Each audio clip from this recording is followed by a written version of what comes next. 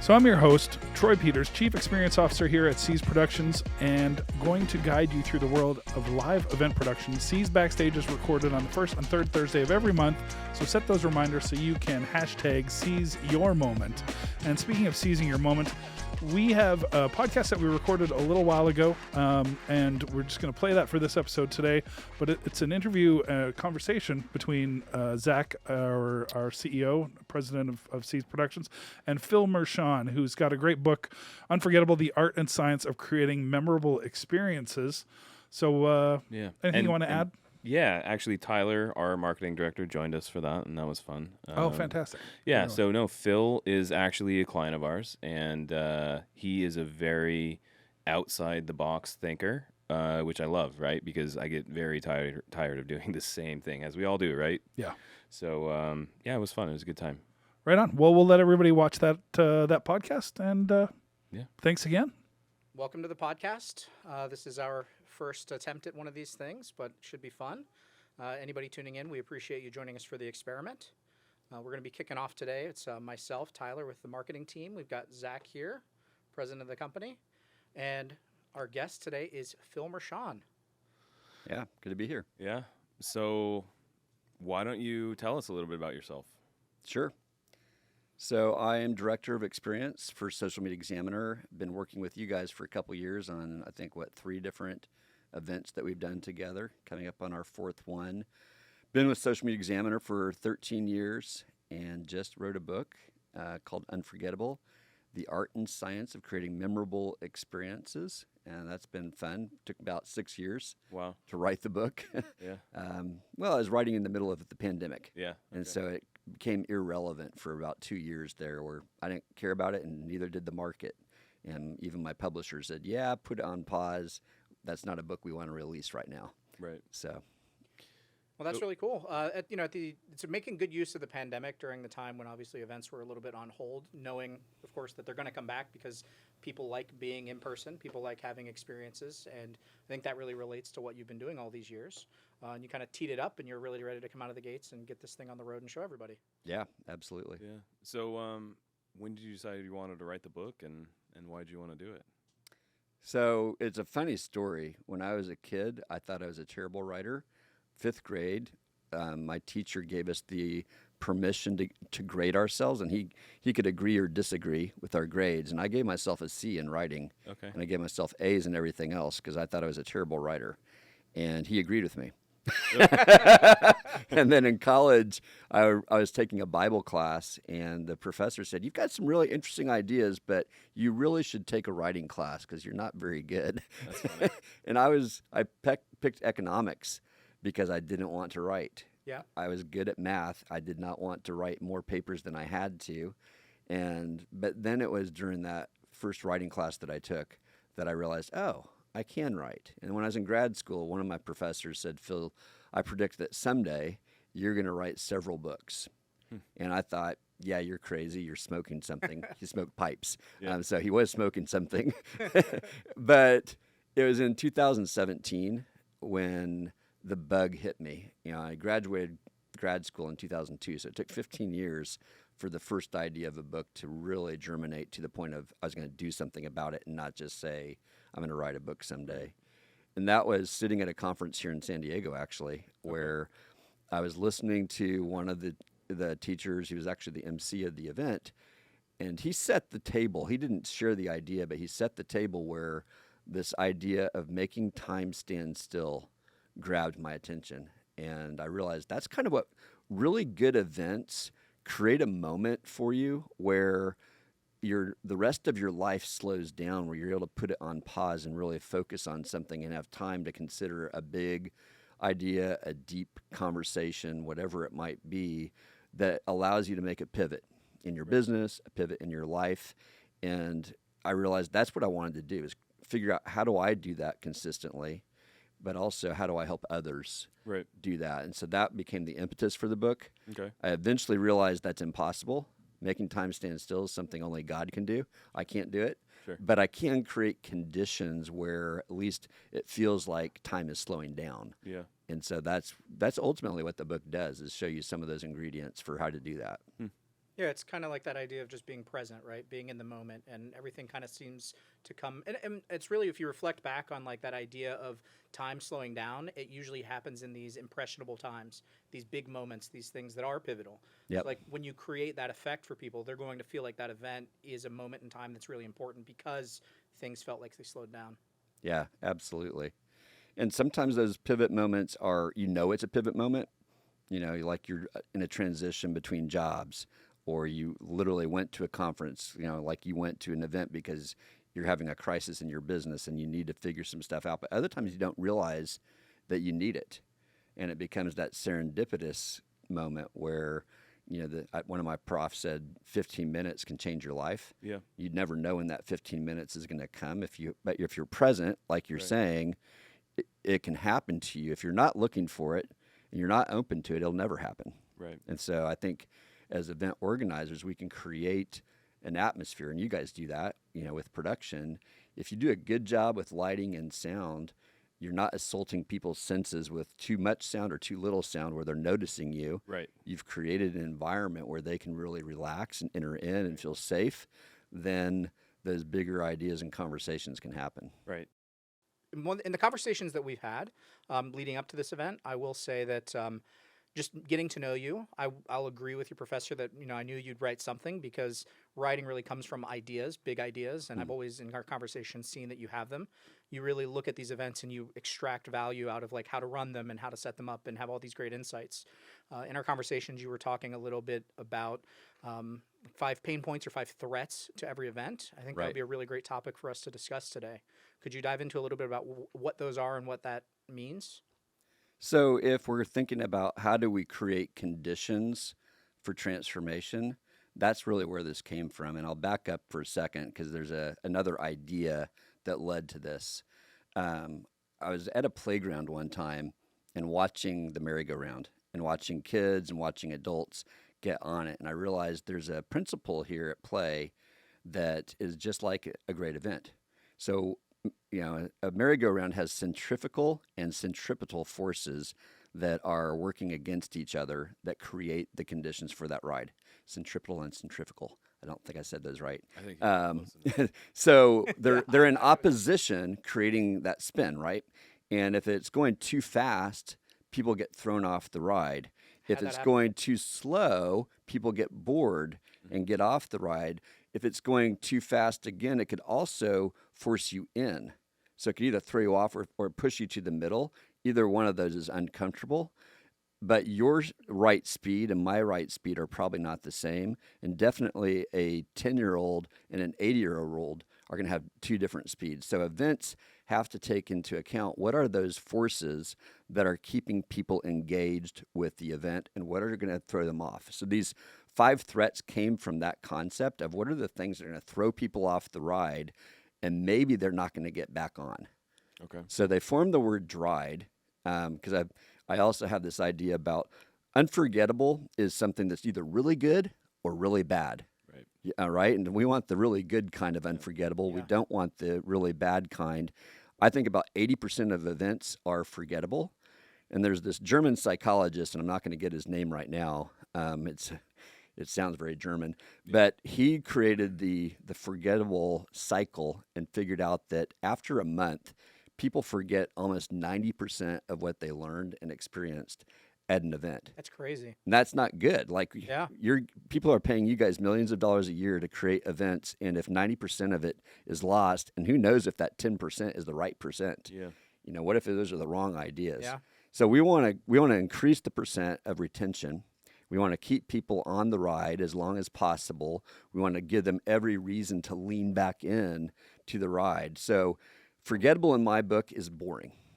Yeah. Forgettable is boring. And so this word dried forms the 5 threats. So D stands for dull, boring. It's something that you're going to forget right away. It just is not very inspiring, doesn't move you very much. R is resistance. So resistance could be the person who they heard about your event and they heard that you guys have a bad reputation, or they have a friend who went to your event, so they're a bit suspicious, or they've already had a bad customer experience with you. And so they've already got some reservation about I'm not so sure, or they're just not. Maybe their boss made them come to the event. I don't really want to learn about social media, but my boss made me come, so I'm resistant. Right. Yeah.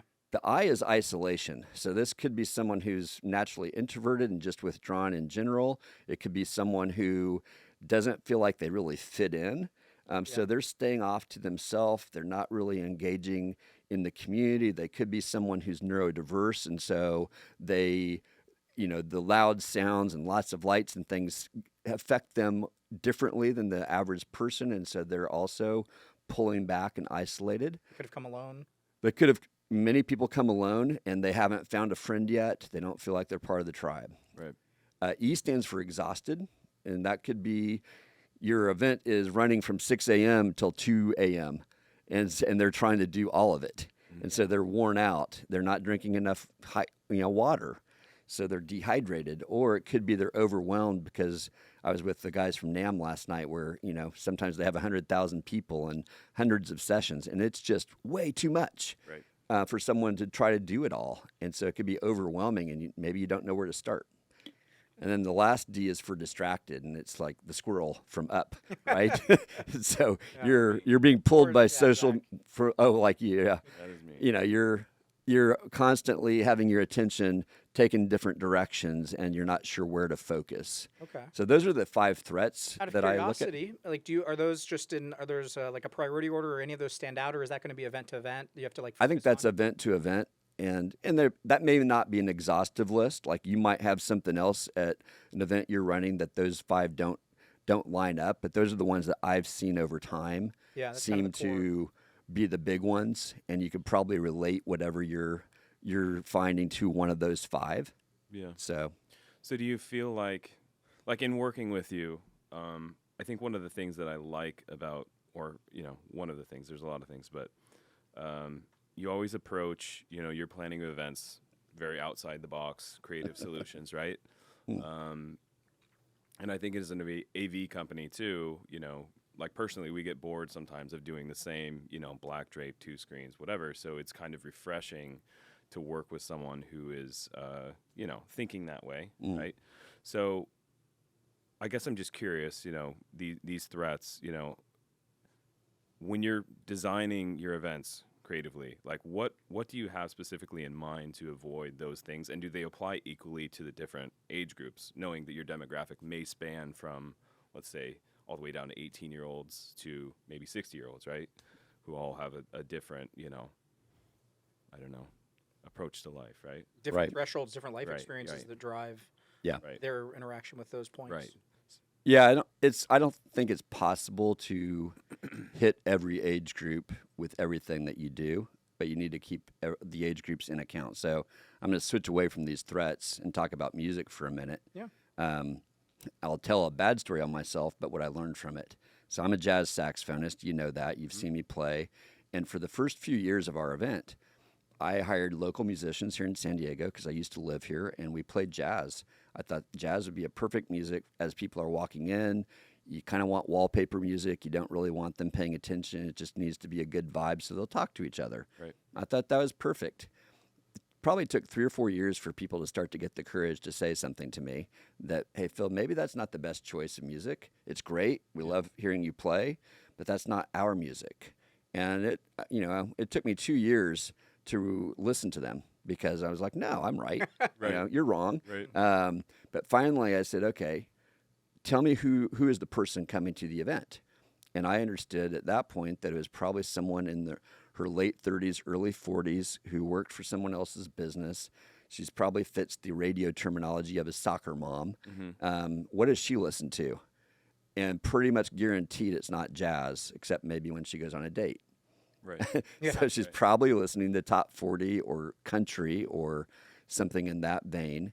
And so I started having a revelation of, okay, I can still play, but I need to switch up the music and then start to have a playlist. And Ruben, who's on your team, he and I worked together with some others, and we created a list that targeted people everywhere from like 25 to 55, 60, and had, different decades of music, and went through and picked top 20 songs, top 40 songs from those different age groups. And people came up to me after this year's event and said, man, I want that playlist. There we go. I loved the songs that you picked. It was perfect. Yeah. It like had the right vibe. It was inspirational. I wasn't picking, downer songs. It was like good upbeat messages, upbeat music, and it set a tone that made people feel comfortable, and it kind of tied into some of what I just talked about, where if people are feeling isolated, you want to draw them in. Well, you need to make them feel comfortable. Right. And so the music says, hey, we know the songs that you listened to when you were younger, the songs when you thought you could change the world. Yeah. That's the songs that I want to play to tap into that emotion that's going to get you ready for the moment of transformation. So, thinking outside the box, that took me outside of a box of I've got to be uncomfortable Sure. with things that I'm comfortable with. So how do you? I was gonna say, how do you? Are what you personally think and want to do for an event ever at odds with what someone else is telling you needs to happen or whatever? And how do you make the decision which way to go? What's the best? Yeah. Well, that's a perfect example of one where what I wanted is not what the audience ultimately wanted. Right. Sometimes I have situations where the budget's not going to allow me to do what I want. Mm-hmm. You and I had to work through this year where I really wanted to have an LED wall, but we couldn't afford it, So we had to figure out a different way. Right. And, people in the company said, well, we already own this light box, and I thought it looked kind of cheesy. Well, we said, well, that's kind of what we're stuck with. Let's make it look good. And you guys with creative lighting made it look fantastic. At least in the pictures, it looks pretty amazing. And so it was like, okay, I wasn't really happy with the decision, but it was like, how do we make the best of it in service to the audience? And not one person who filled out our survey said anything about how the stage looked. Yeah, I think that's an important thing to look at too with solutions, right? Like that's kind of our job on our side is when you come up against something, it's like, well, I can't afford this. What can I do? Then we tell you what's possible. And that's just a starting off point, right? That's a whole process of figuring out what's going to work, how we can make it work. There's so many variations that we can go through.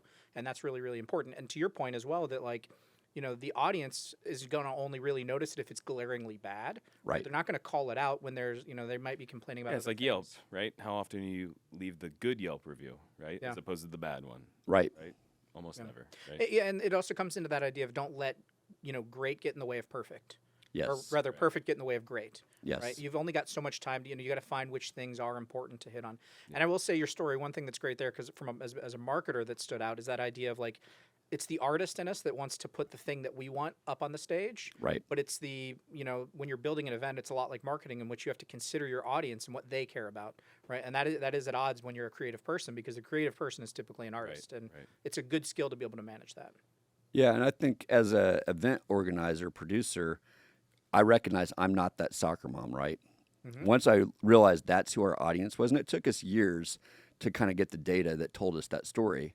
But once we understood, it's like, oh, well, that's not me. I cannot design this event for me. And, I used to be a worship pastor, and I would fall guilty of planning a service that met my needs. Yeah. And that wasn't the needs that people had. So for me, I had to have regular conversations with people who fit the demographic of who I'm trying to serve, and really put myself in their shoes and say, well, what would they want? What's going to make them comfortable? Just like, what songs would they have been listening to when they really were in a state of mind they wanted to change the world? How do I tap into that emotion?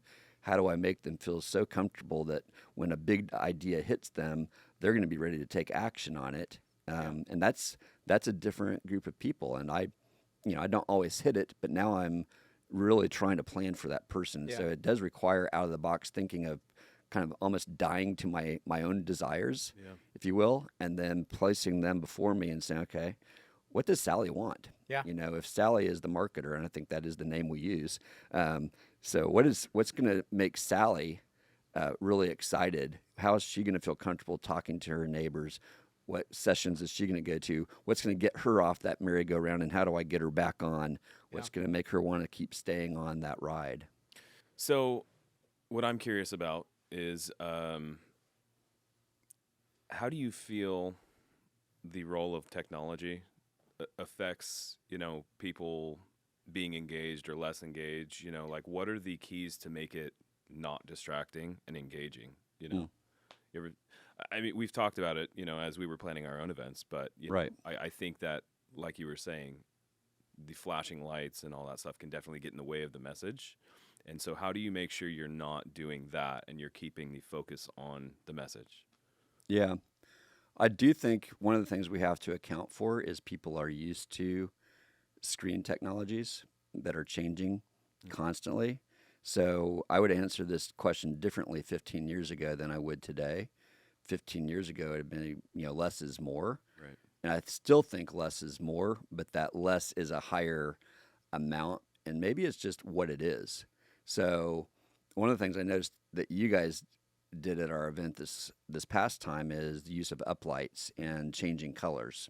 So it was subtle changes. It wasn't like flashy disco lights and trying to interfere with the brain. It was more setting moods. Mm-hmm. And people would probably never have said that something had changed. But there was a definite difference in the room. So technology was complementing the circadian rhythms of the day, Okay. where people have a different feel and vibe and energy in the morning versus in the middle of the day versus later in the day versus at night. And whether Dave, your lighting guy, knew that, objectively or just feeling it, I don't know. But I think technology helps me as a presenter and helps presenters keep it interesting and keep people engaged. Right. So a really good presenter doesn't need it. Like they don't even need slides. They could Yeah. keep an audience, someone who's a master communicator. But most of us, myself included, slides help because we need to engage as many senses as we possibly can. Right. And having visual content and having movement, as long as it's not that, the last D of my DRIDE is distraction. So there is a line where technology moves to distraction, and there's a place where technology actually brings people back. Right. And I think it's a subjective thing. It's going to depend on the event and the audience. I don't know if there's I could draw a firm line. I think it's a conversation that, I'm working with you, we're figuring that out almost per session and definitely per event. Yeah. And that line is probably different, for, let's say, a younger crowd than it is an older crowd, right? Yeah. So, yeah. And maybe even the content that you're doing, right? Like if you're doing Right. something super serious versus something a little bit lighter, you might want to have a little bit more mood shifts and a little bit Yeah. more technology, flash and flare. And you think even this day and age when there is so much technology at events that still a speaker without slides and content, if they're effective, can be as effective? With good lighting. Yeah. And a good stage. Okay. Maybe some props. It could be minimalist, but I think it can be done. It depends on how many are in the room. So if you're in front of 5,000 people, you're going to need some iMags, Right. get them up on the screen. But, Tony Robbins probably doesn't need a lot. No. Probably doesn't. But he's He's got a lot seasoned. to amplify his voice as well, though. Yeah. So I think it just depends on who the speaker is. I will say LED wall with movement and a really good VJ behind that for entertainment value, is enormous. Yeah. And it's compelling and it draws you in and it makes it it enhances it. Yeah. So that's knowing what those moments are where it can really enhance that moment. And that's kind of the way I think about events is I'm planning it moment by moment, almost like a film score. Oh. You're looking at scenes. Yeah. What's the right thing to be doing in this scene, in this moment? And You ever storyboard your events? something I've thought about. I Like, have that could not. when you said that, I was like, that could be a really cool tool for an event planner. Yeah, we look at it by minute by minute, but I've never storyboarded it that way because it's a new idea that I've only had in the last year. That to actually look at it the way Hans Zimmer would approach the event and say, okay, Hans, I want you to write the score for social media marketing world. And he would start asking questions about who are the people coming and what's the emotion that people are having in this moment and where are you trying to take them? And I'm going to use music to walk them from here to there. Well, it's not just music. There's a musical score, but there's a technological score, Right. to your point. Now, where does technology fit into that? When do we want to enhance? Where does lighting fit into that? Where does staging fit into that? All those kinds of things. As an AV company, it'd be really interesting if a client came to us and said, here's the storyboard of our event. Like, that would give us a lot of visual direction on what they're wanting, right? Like, and cut through some of that conversation. Yeah. A lot of times as the AV company, I feel like we're one of the last things thought about, right? Right. At the event. Like, most of the time the venue's already chosen, even the menus are chosen, seating arrangement, and it's like, oh yeah, we need screens and we need these other things, right? Right. So one of the cool things that's been in working together is that we actually have been pulled into the process a lot sooner so that we could help, with some of those decisions. Right. I remember specifically sitting in a meeting about internet, right, where Yeah. nobody ever asked me about internet, but we know a lot about, if we're streaming, what bandwidth is going to be needed on the internet. So, I'm sitting there in the meeting and we're like, okay, we don't need that, we don't need that, we don't need that. End up saving, many thousands of dollars for the client here. So I've liked to have that relationship with you. My question leading into the question was, or maybe it's not a lead-in, but I'm curious, when you're planning your events, what are you looking for in partners, and how do you make decisions, whether it's AV or, who else is involved, decor or I don't know. Yeah. Whatever. There's a lot of players, right? What are you looking for from the people that you hire to put on your event in terms of, how you're going to work together?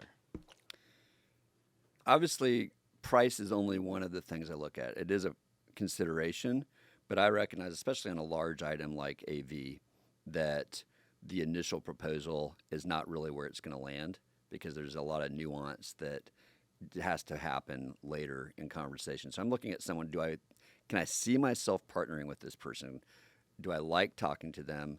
Are they sharing my value for service? Mm-hmm. Like the customer experience? Are they focused on the customer experience? Or are they just coming in and bringing a commodity? Mm-hmm. Like, is this just something that they take off the shelf and say, okay, yeah, we sell speakers, we sell mics, we sell lights. Right.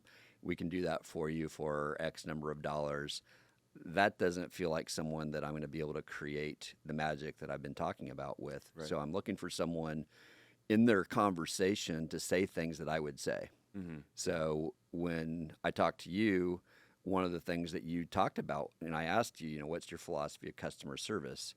The way that you talked about it could have been something I put on my stage to teach all of my volunteers. Mm. And so that to me resonated. It's like, okay, he's got a bigger vision and he's training his staff to work the same way that I work. Right. So that was really important to me. There's certain vendors that I work with that are a commodity. Mm-hmm. They have decor, they don't have decor.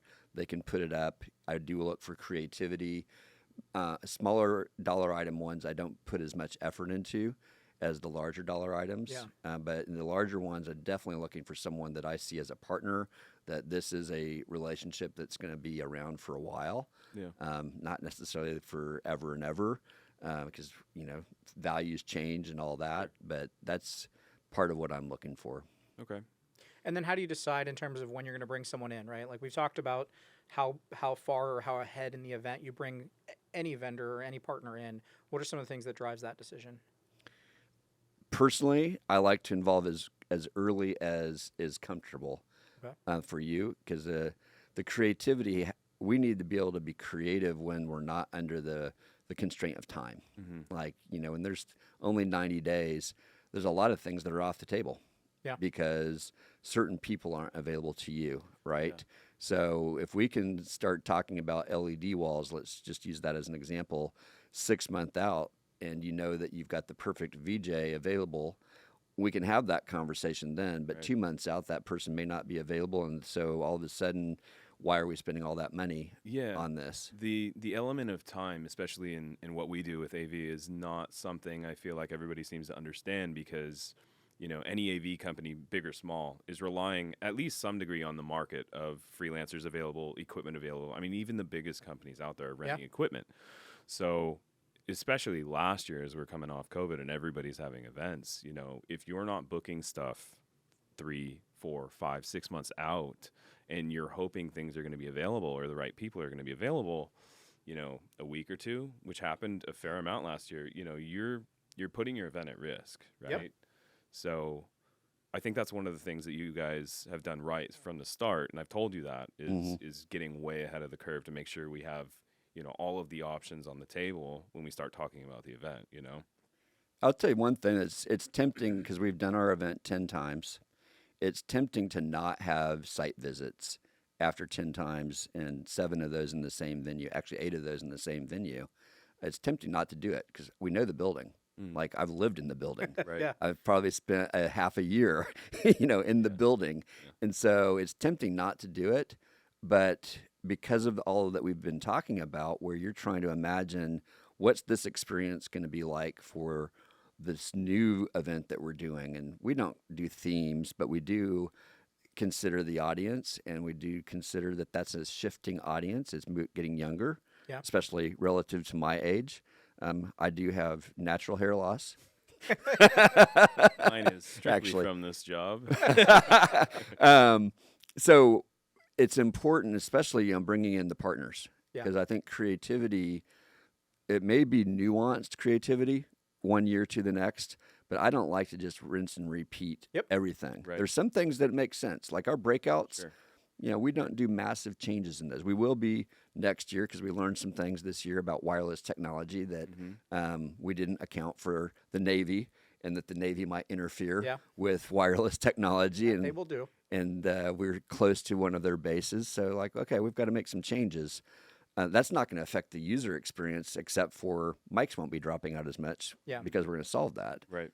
But there's other things, we know we want to change the backdrop of our stage.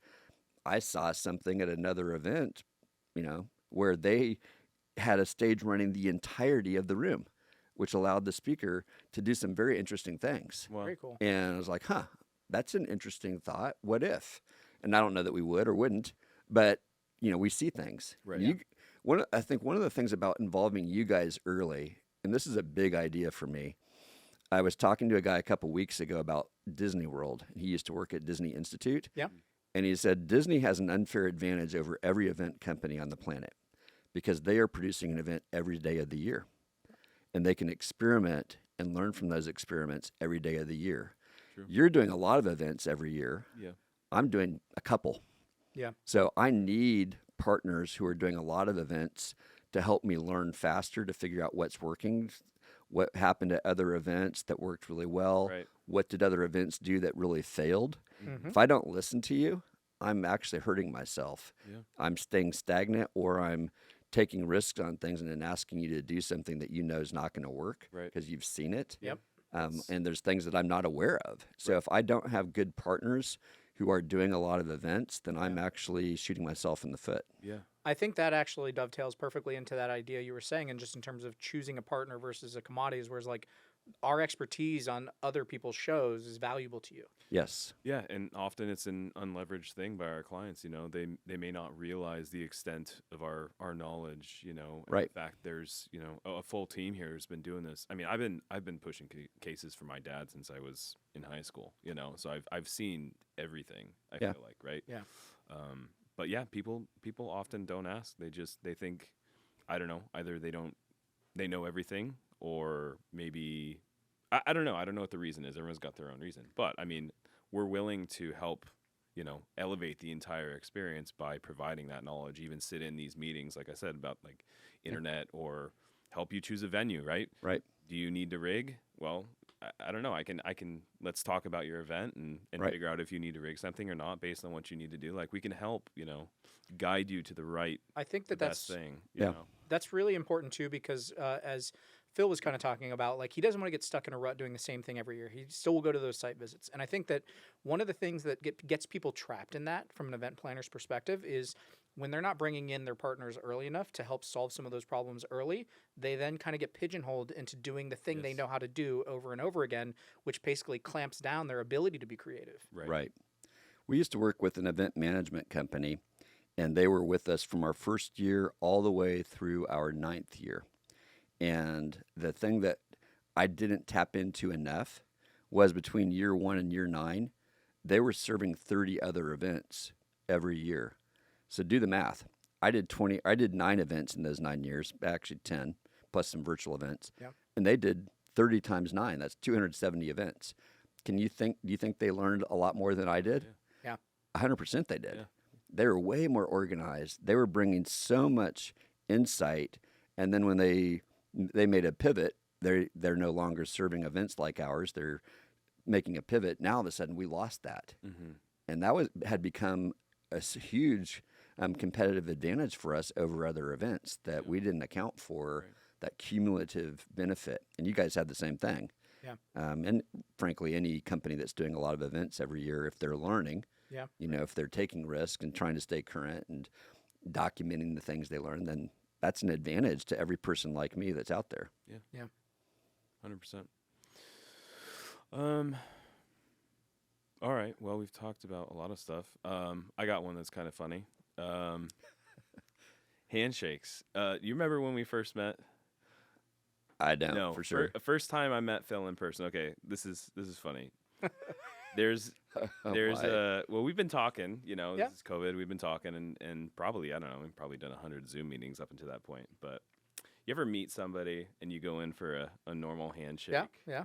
And they give you one of these and all this stuff. Yep. So I went for the normal handshake with Phil, and Phil did one of these things, and I wasn't expecting it. And I remember going home telling my wife, like, "Oh my God, I really screwed up. Like, I didn't know that we were on didn't know the that secret level to handshake do yet." the secret handshake." And so Creating memorable events, even in Yeah. the handshake. yeah. So what is the handshake? What is you have? I a don't even handshake, know you what I don't? did. Oh I'm not good. I imagine we started with the hand yeah, clasp. it was was something like probably- this. I think we Okay. probably started here. Okay. Wait. We probably started here, Okay. then here, and then pop. Okay. Pop it Out. out. Right. There you go. Okay. And we probably came in classic. for a hug. Yeah. yeah. And See. it may be in part because I'm going to a diverse church where one of the pastors is African American, and there's quite a few, and Okay. so it's like that's what happens there. I don't Yeah. know. Yeah. Just because we are. The It's sum of our probably the bald experiences, heads. so. The ball. Yeah, head. naturally. I Bald felt head a club. natural brotherhood with you, and so maybe that brought out the brother. And I don't know. I don't know. I just know as men, there's this variation on handshakes, and if you don't get it right, sometimes Sometimes you feel, you feel yeah. like you came in wrong, or Yeah. there is also the over squeezer. You don't want Yeah. to be an over squeezer a little too or hard, the under, or the under Yeah. squeezer. the limp. Yeah, the Yeah. limp wrist. Yeah, Yeah, It's all very, very important. yeah. That's I do wish hilarious. there was like one Standard. that everybody Standard? knew, because when you go It's in the to fist meet bump. somebody That's new, where we, yeah. you Well, know- at least you know what, COVID did kind of standardize handshakes. Yeah. Everybody just went. Well, to that's this. the It's actual. true. That's the Yeah. origin of the fist Yeah. bump was back in the day, just when there was a lot of Yeah. So bringing it back after COVID seems quite natural. That's really funny. Yeah. I did not have that memory of meeting you, so don't worry. Okay. Good. It was Yeah. not awkward to me. Sometimes I, build these things in my head much Yeah. bigger than they actually are. But I remember Yeah, it's like, specifically oh, talking to that my guy's wife. out after this event. You got the handshake wrong. Yeah. Do you have any? What's your memory of first meeting Zach? I just enjoyed meeting him. Yeah? Yeah. I don't have a specific. I think it was at the Hilton. We had coffee outside Yeah, the actually, Hilton. that was it. Yeah. Because you just came down for a couple hours and we chatted. And, Yeah. It's been a great partnership, I'd say. Yeah, I think probably my memory was Welcome to the podcast. This is our first attempt at one of these things, but it should be fun. Anybody tuning in, we appreciate you joining us for the experiment. We're going to be kicking off today. It's myself, Tyler, with the marketing team. We've got Zach here, president of the company. And our guest today is Phil Mershon. yeah, good to be here. Yeah. So, why don't you tell us a little bit about yourself? Sure. So I am director of experience for Social Media Examiner. Been working with you guys for a couple years on, I think, 3 different events that we've done together, coming up on our 4th one. Been with Social Media Examiner for 13 years and just wrote a book called Unforgettable, The Art and Science of Creating Memorable Experiences. And that's been fun. Took about 6 years Wow. to write the book. Yeah. Well, I was writing in the middle of the pandemic. Yeah. And okay. so it became irrelevant for about 2 years there where I didn't care about it and neither did the market. And even my publisher said, yeah, put it on pause. That's not a book we want to release right now. Right. So, Well, that's really cool. It's making good use of the pandemic during the time when obviously events were a little bit on hold, knowing, of course, that they're going to come back because people like being in person, people like having experiences, and I think that really relates to what you've been doing all these years. And you kind of teed it up, and you're really ready to come out of the gates and get this thing on the road and show. But I do a lot of content and video since we're going to be doing virtual and streams and websites and video editing and all of that. It was a perfect fit. So I always had something to do, even though it's not as many events going on for the marketing, and it's been a good fit. Yeah. We came through quite strongly, and we're on a growth path. And I think in terms of the company, we've got we were talking a little bit before hopping on here. we're really trying to do the things, to be industry leaders, and that's very marketing worthy. You've got a strong message, and the only thing we need to do is take all these things that you've already experienced and just put it out there so the world knows that, that we're doing them. That's the whole point of what we're doing. To me, not everything is about making a buck, right? Like it's not. Like I like to do things that are fun, and I want to. I've been doing this for so long that I think that a lot of what I know, just as like intuitively, is not so intuitive for other people. So, and I don't really realize that until I sit in some of those meetings, that we are talking about internet or rigging or whatever, and I just, I know I can rattle this stuff off the top of my head. So we decided we want to start putting, information out there like this to help other people, whether they want to reach out to us to work together or not, it's fine. Like I think there's a lot of, for lack of a better word, BS out there in our industry. People that talk fast and say they're going to do things that they can't do or don't know any better. And I'm just kind of tired of seeing it. So, we decided we want to. Yeah, I think it also does the other thing that it serves, even if it's not directly bringing in customers, and that's totally fine, is it's giving us the ability to, you learn from teaching, you learn from presenting, because you need to organize your thoughts in order to do so in a coherent way. So when we sit down and do these things, it forces us to do research. It forces us to think about what's important. It forces us to prioritize these things. Beyond AV too, right? Yeah. Like, this stuff we're talking about has almost nothing to do with AV. Yeah, what you're fitting in with the larger tapestry of what makes a great event, what makes a great experience. You know better what your role is, and I 100% agree with you. Doing this or writing, and both really, helped you to organize your thoughts in a way that will make you way more valuable to the world. Imagine in a year when you've done 20, 30, 40 episodes, you're going to have a catalog of things that you've talked about where you're going to be able to transcribe that and turn that into booklets and turn that into teachings that you can do for your customers and future customers and make the world better. And you'll actually have made some changes in your own thinking as you talk things out and realize, oh, we don't have that quite right. Learning and growth. It's like your example with the jazz music from earlier. Yeah. Exactly. Got to be open to it. Well, and one of my things is I'm excited for the time when someone comes in, new client comes in, and they're like, hey, I was watching that podcast with Phil, and he was mentioning a couple of these things. I really want to make sure we're focused on that in our event. Like, to me, that will be the sign of some real success with this particular project. Yeah. Well, it does do pre-sales for you. If someone's watching this podcast or watching one of your episodes and they say, I like the way they're talking about this, and all of a sudden they're warm when they call you. So it helps you, but you're also helping the world get better at what they do. So I love that. Yeah. Yep, absolutely. And then, it's a lot better than just running paid ads and putting our logo somewhere, Yeah. Well, I think that's probably a good wrapping up point here for us. Yeah. Anything else you want to talk about? When is the book coming out, actually? So the book's available. Okay. It's on Amazon and Barnes & Noble as well as through my site at philmershon.com. Okay. So depending on when people are watching this, it's either pre-order or by the time this releases, we'll have a link up on the page with it. It'll be fully available through any site where you can order books. Awesome. So that's exciting. Yeah. And do you have plans for your next book already? I've got thoughts on it, but no plans. We'll definitely have you back for that. Yeah. All right. Sounds good. All right. Thanks, Phil. Thanks, sir. Thanks, guys.